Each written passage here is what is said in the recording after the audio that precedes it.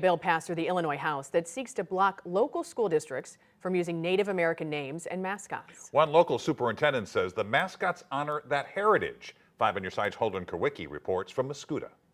In the town of Mascoutah, our town is named after the Mascoutan Indians. Their pride in their Native American heritage is on full display at every sporting event. The Indian mascot and the heritage that we have here in Mascoutah runs deep.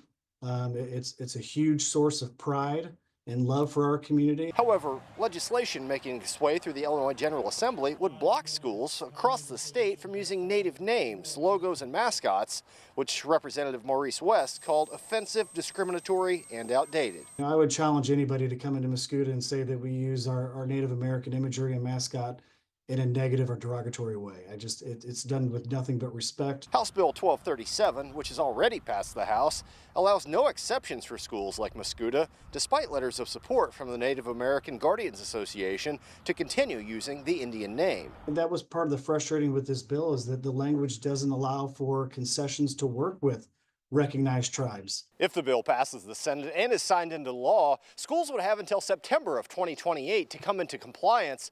However, Mascoutah Superintendent Dave Dietz says that would cost his district at least $2 million. That could be for teacher salaries, for curricular resources, to benefit our students. Instead, it will be changed for uniforms and changing our mascot. And I think that's irresponsible for the state. That's why he's asking state lawmakers to visit communities like Mascoutah, Collinsville, Cahokia, and Carlisle before taking a final vote. It's pretty overwhelming that our mascots are a huge source of pride and not meant at all in any way to be disrespectful or demeaning. Reporting in Mascoutah, Holden Kowicki, 5 on your side.